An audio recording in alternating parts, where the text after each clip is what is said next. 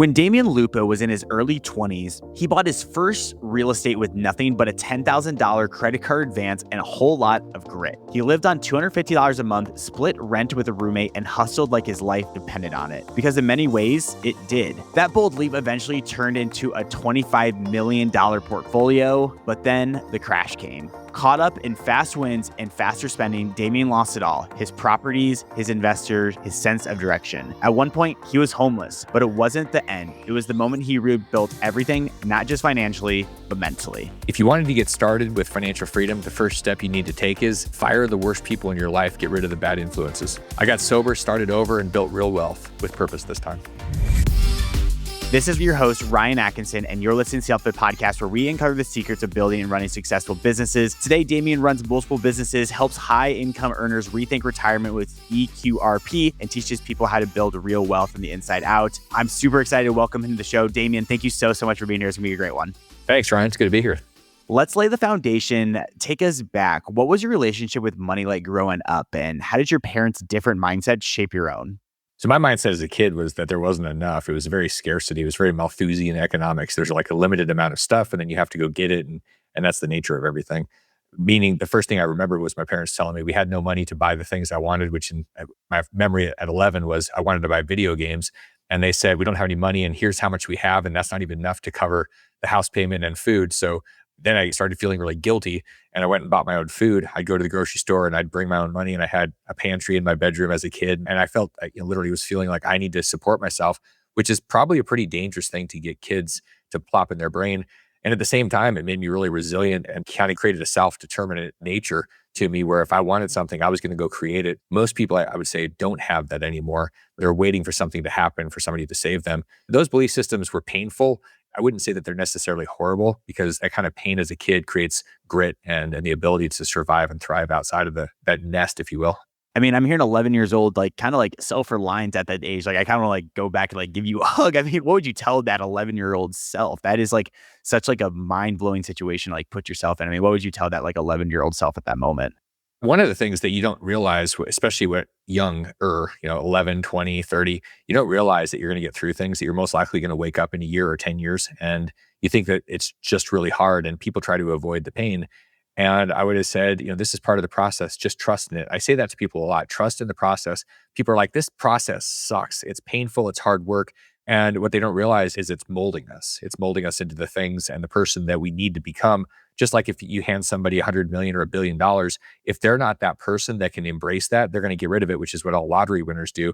So I would say, if you can trust this, your life is going to be exactly what you want it to be. It'll just be on its timeline, meaning it's not going to be what you want, because we're lazy, greedy, and patient. We want everything now, and we want to do it easy. And so that's the message. Just stick with the process. And the more people can do that at any age, the more likely they're going to have a life that's fulfilled and rolls out, versus them fighting it the whole time. And listeners, stay tuned, because we are going to talk about getting started with like your own financial process here. But sticking to like the younger Damien, you started your first business selling video games as a teenager. What drove you to that young age to like take a leap?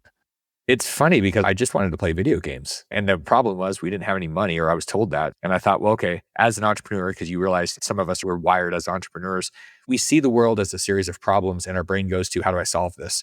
So I didn't say, well, just give me the money and cry like, a big baby. I said, all right, how do I do this? And then it was, okay, well, I guess I have to hire my parents to drive me over to people's houses to buy the video games and then sell these things. But then it solved the problem. So it was, I think our brains either create problems, swim in the problems, or they're looking at the problems as opportunities. And apparently that's what I was doing at 11. That's how you get through life without getting wound up and stuck. You constantly look and ask yourself, how could I solve this? How could I serve people?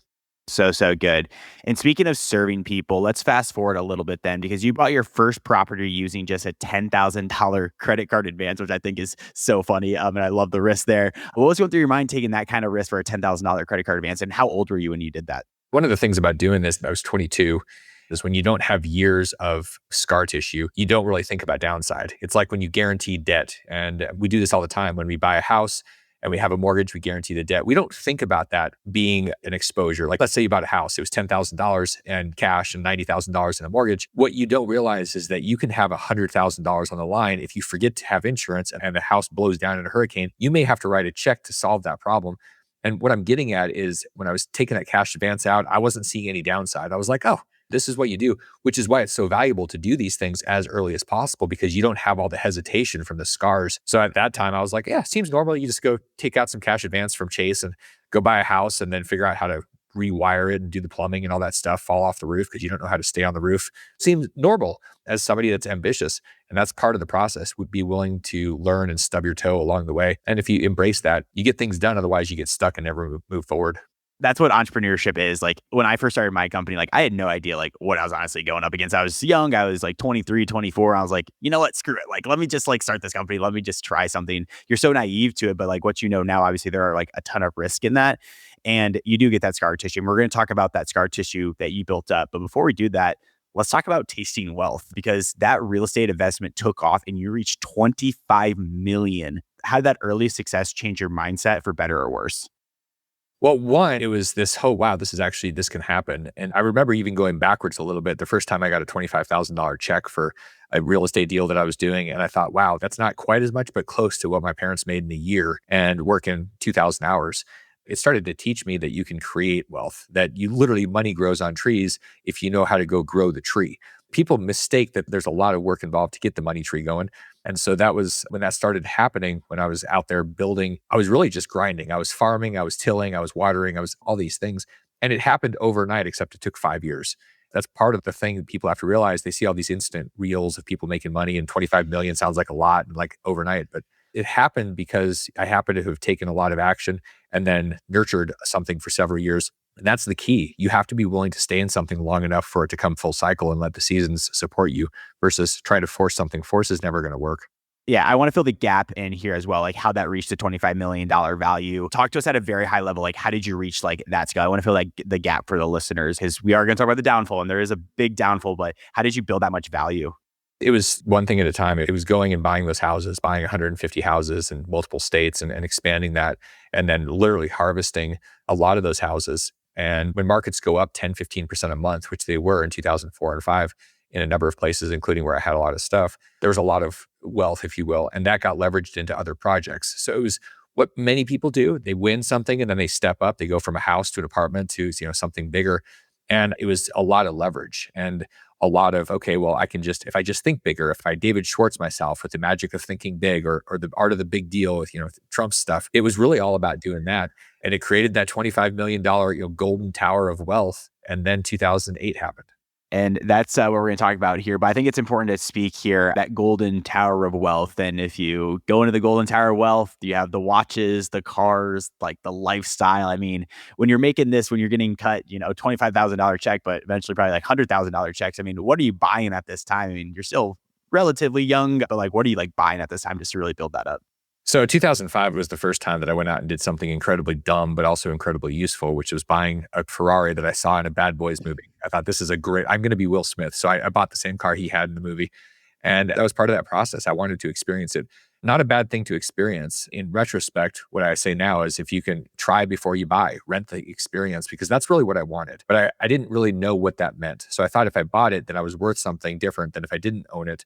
I just started testing those things and, having experiences, paying for mentors that were really, really expensive from most people's vantage point, spending $10,000 for 30-minute conversations every month, doing that kind of stuff. All of it was valuable. There's not enough money for a jet. It's enough money to go buy a Ferrari and then join car clubs and, eat all the expensive stuff and have expensive Johnny Depp wine habits. Like you can do that stuff. But then you realize it's actually, even with a $25 million portfolio, it's not enough. You haven't escaped financial gravity. And that was one of the things that I realized, which is why I kept going.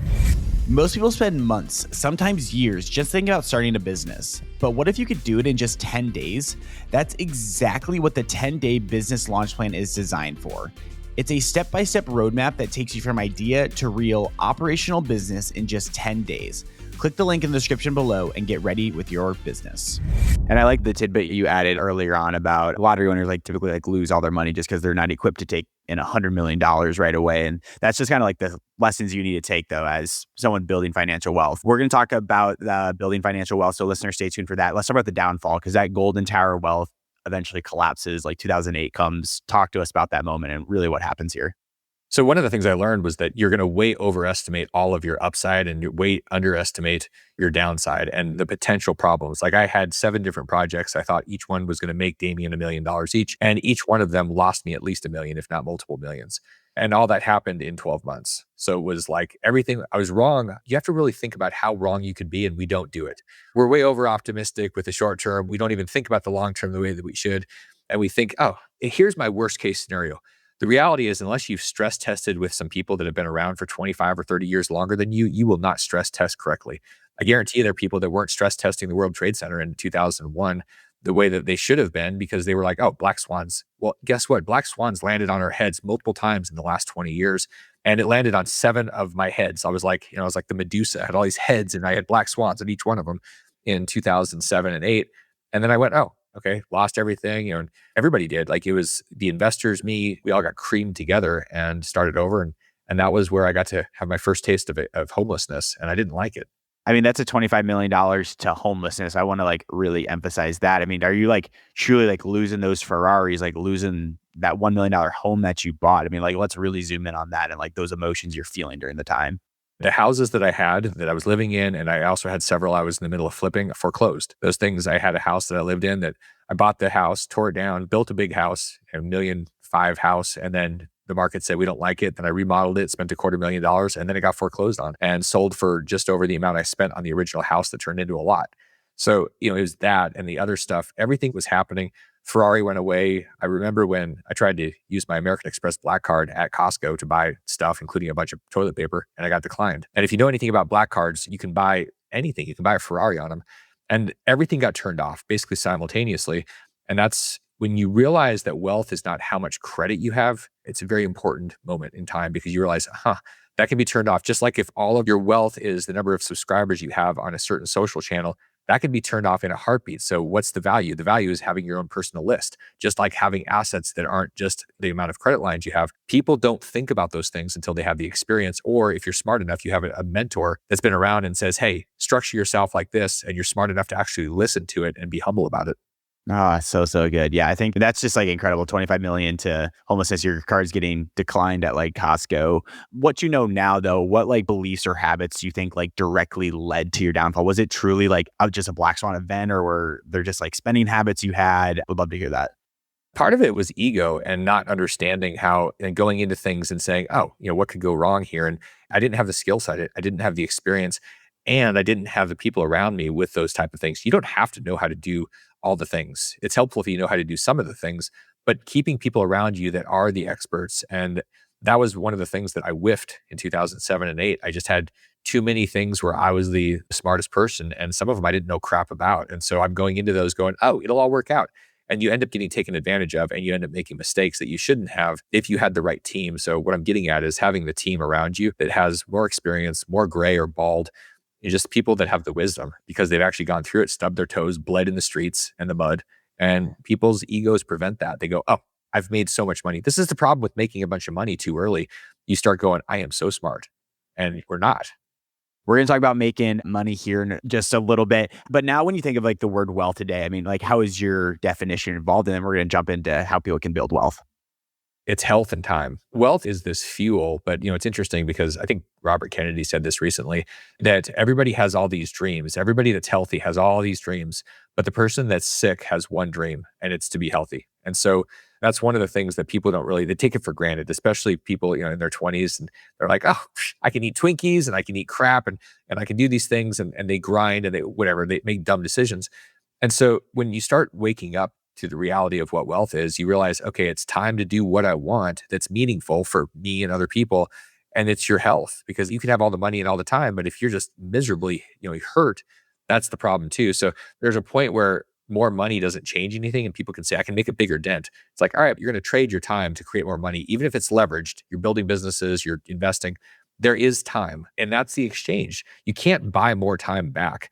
You can exchange money for time that you spend, but you can't go and get more time back. People try to do that. They make all this money, and then they're like, oh man, I got to figure out how to buy time. And then they're sick and dead.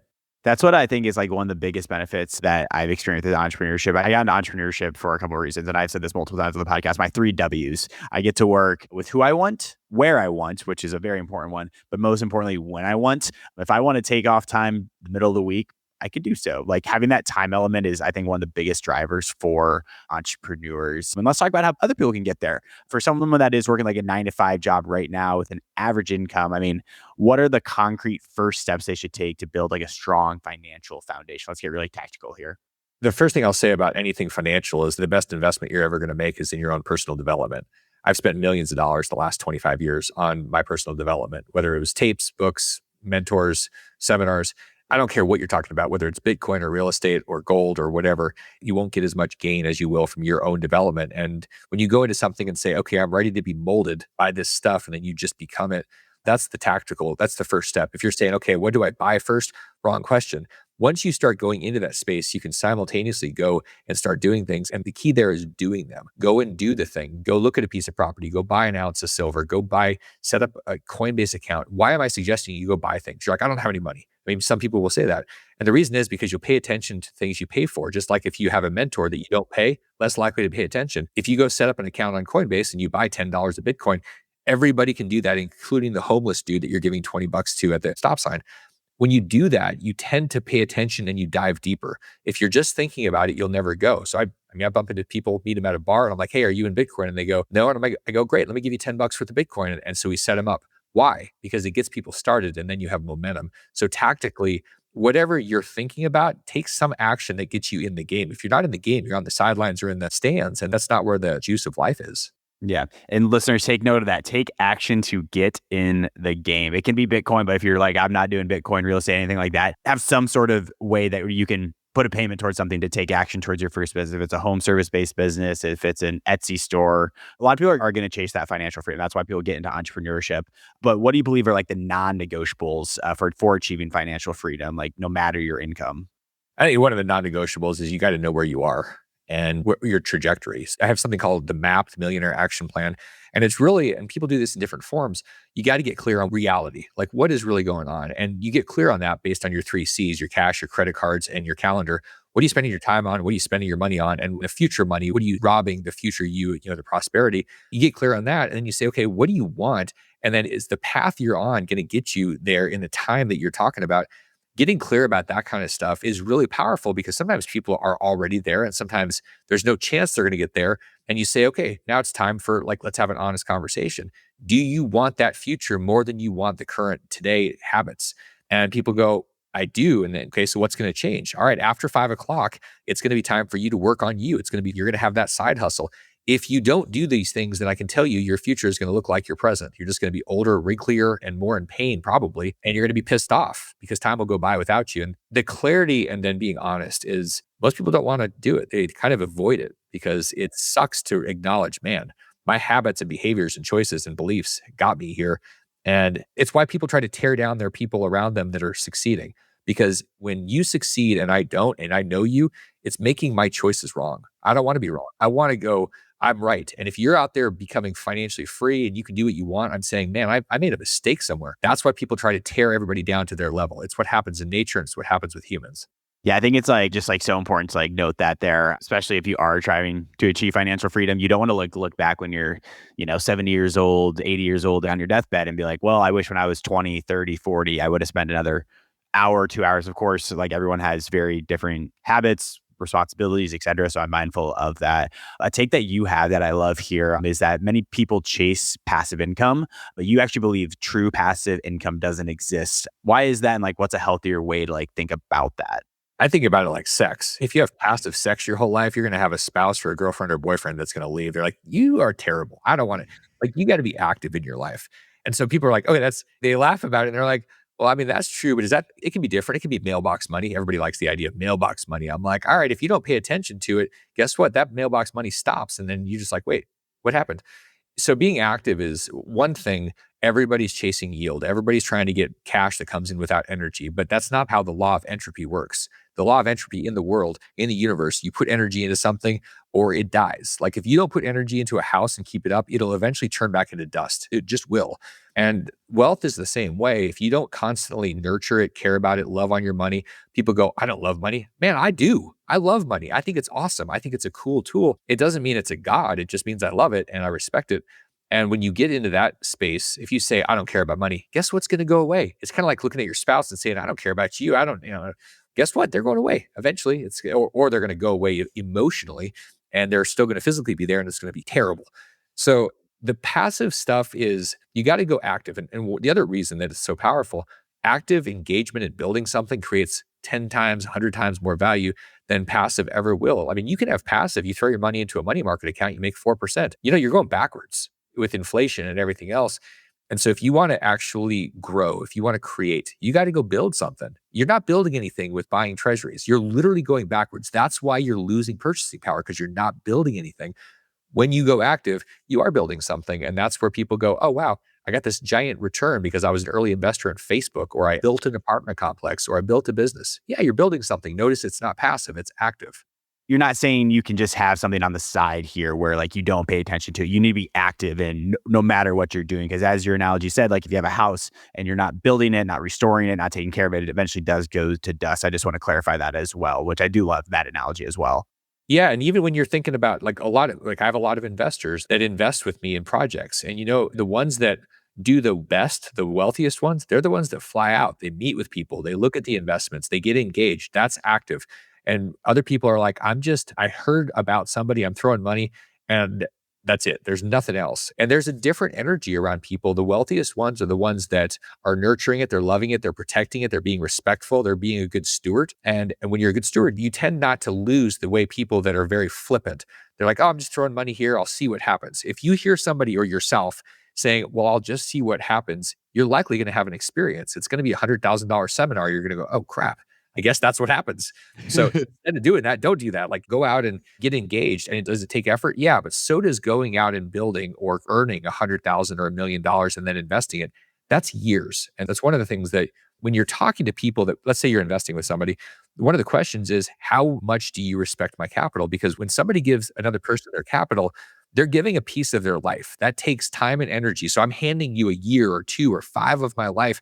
And unfortunately, most of the people that are doing investments don't think how much they have in their hands and they don't protect it enough. It's more like, oh, it's just money. No, that's time. You have people's lives, decades and years in your hands.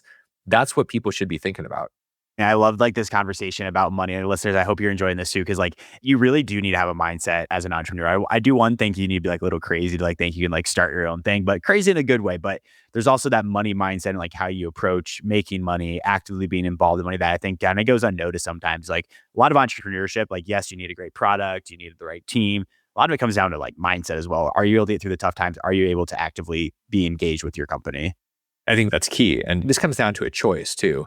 We tend to do, it's the least common denominator. We tend to do the easiest thing. We don't tend to go, I mean, this is one of the reasons that I like Joe Rogan's whole plan, how he starts his day. And what I started doing, not every day, but every day I do, it's a better day, where I go jump in the cold plunge. Why? Because I'm purposefully doing the thing that hurts to start. One, it's like, okay, I can get control over my mind and my emotional little pea brain that says, don't do things that hurt. Okay, I get past it. And guess what happens? Everything else the rest of the day is really not that hard. Because when you jump in an ice bath and you sit there for 3 or 5 minutes, man, everything is easy compared to that. You call somebody that's yelling at you, you're like, yeah, but this isn't ice water all over my you-know-what's. Like, this is no problem. I can handle this. So it's finding the things that hurt, not just the things that are easy, not a bunch of bonbons, but that green smoothie is not really that sweet, as opposed to the things, everything tastes good, it feels good, and it's warm and cozy. Like there's a different way of approaching life.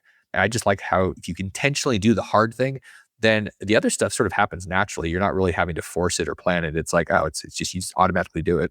Yeah. And listeners, if you don't have a cold plunge, go for an early morning run, go do something hard. I love just that mindset as well here.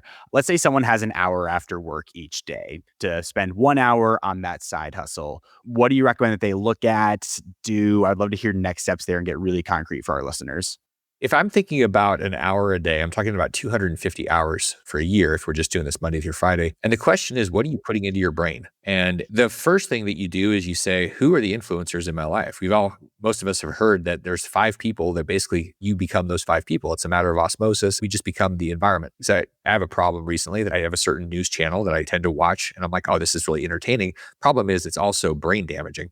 And so I also spend a lot of time on certain podcasts, listening to people that have been down the road and people that are hosting people that have been down the road.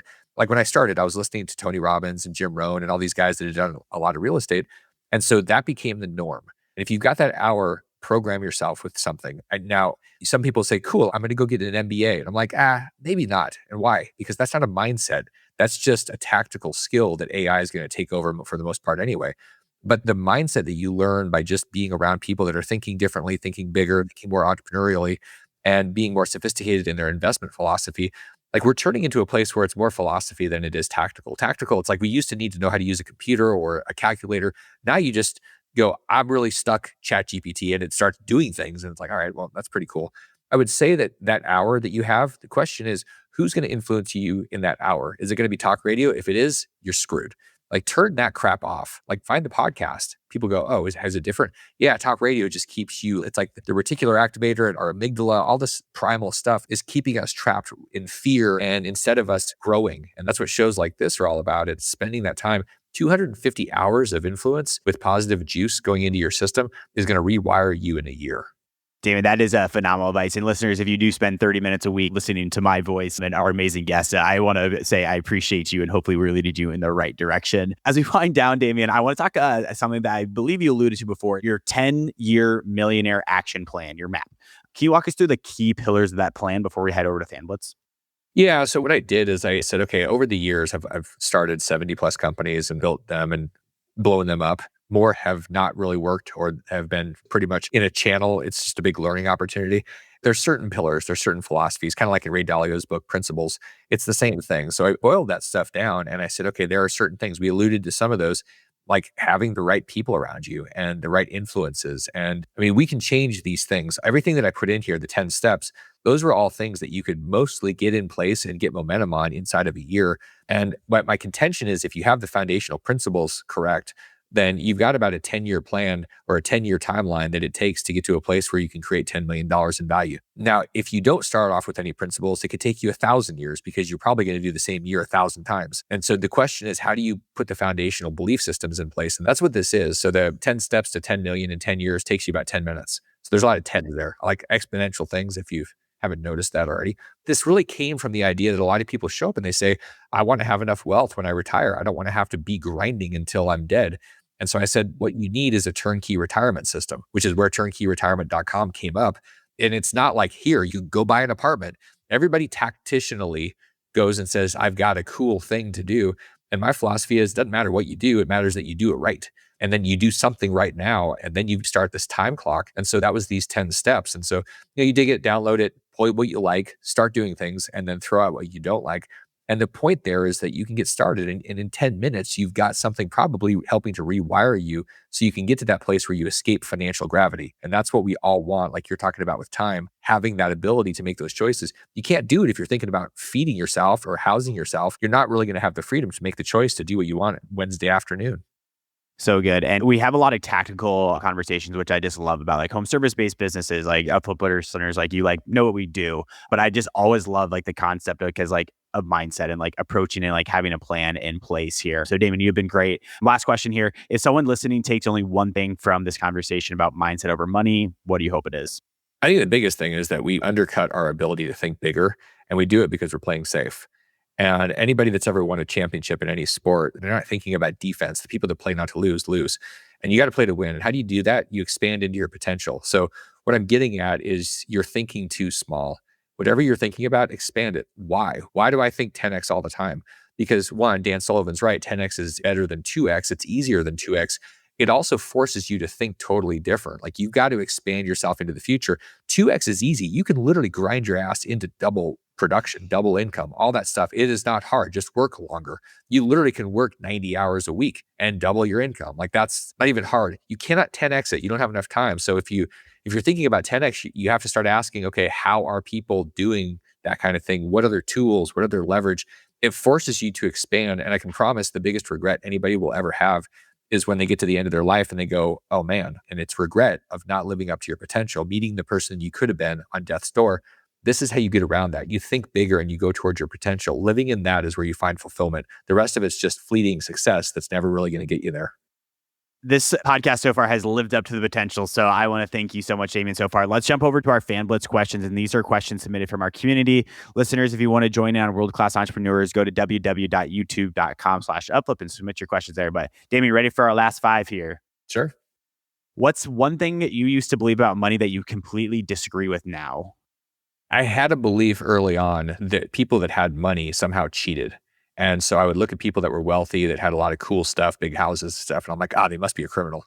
That changed over time, but it kept me in a place where I could say, oh, you know what? It's because of this. Instead of, you know what the reality was? They went and grinded their ass off for a period of time. And that's what I had to do. So now I believe the opposite. Go out there and build something, serve people, and you can have all that stuff. Next one, what's the most financially irresponsible thing you've ever done, but you don't regret it? The most financially irresponsible thing that I've ever done. I don't regret much that I've done because there's a learning opportunity. And I've written books about some of these. Like my first book was The Maverick Mistakes in Real Estate Investing. All these things, like deciding what you're going to do based on what somebody says as opposed to what they do. And I used to think, if they say something, that's sufficient. Now the reality is you got to vet people. Like, great example. Now that I've babbled about that, having partners based on feeling like you need to have a partner and having somebody talk you in, you're better off getting a dog, have a companion, and then go hire somebody as an employee. I don't regret having the partners, but I've learned that most partnerships should not be happening. It's out of the wrong intention that we have them. That's good. What's the first thing you'd cut from your budget if you had to start over with $1,000? Funny story, when I was blowing up, I had a $75,000 monthly budget, and I thought there's no way I can cut anything. So it gives you perspective. You can delude yourself into anything. And obviously, when there's no more money, everything gets cut. So, there's ultimately the environment. I would cut everything down except for my cell phone, my internet, and a place to be where I could create. Everything else goes away because if you have those tools, like you literally can create anything. Just like we are here, you could do this on a phone and internet connection. 2 more. If someone only reads one book on money or mindset, what should it be? Mastery by George Leonard. There's 2 different books called Mastery, one by Robert Greene, but the one by George Leonard, I love that one because it's about the process of mastery. And if you pursue mastery, you're not only going to be fulfilled, but you'll find yourself going through things and popping through plateaus, which is a part of doing the same thing over and over. But when you stick with something, whether it's martial arts or business, if you're willing to be committed to this big thing, the universe tests you, whether you're really committed. And I've noticed that book does a lot more. And I reread it over and over, have for 20 years. It's about the process of mastery. It's not about an end point of success. And that's where most people tend to focus, winning the one moment, and then it's gone. And that's really not why we're here. That's really good. It's all about the process. Last one for you. Complete the sentence. Wealth is never about blank. Money. I like it. Simple enough. Damien, I want to thank you so much for being here today. If someone's like, I need to learn more about Damien, I need to learn about this 10-year millionaire action plan, where can they learn more about you and connect with you? Turnkeyretirement.com. Go download it, connect with me, join my community, and use those principles. So turnkeyretirement.com, get you on your way. Everyone, that was an awesome episode with Damien. Thank you so much for tuning in. 3 quick takeaways for you. Number 1, take action to get in. You can't just sit on the sidelines. You got to put some money towards actually investing into the business you want to do. That's how you get buy-in from yourself. Number 2, passive income is dead. It's never truly passive, but active passive income, that is real. You can never truly have passive income. You always need to be working on the project, the house, whatever it is, you never truly have true passive income. Number 3, think bigger. That was the mindset that I loved. 2x, sure, you can do that overnight if you want to. Just work harder, just work longer, etc. But you need to be thinking 10x. How do I 10x what I'm currently doing? I think that is one of my favorite takeaways from this episode. So if you enjoyed this episode, please make sure to give us a review in the App Store. Your guys' review helps us get amazing entrepreneurs like Damien on here to give insights you need to start your first business. Damien, thank you so much for being here. Thanks, Ryan.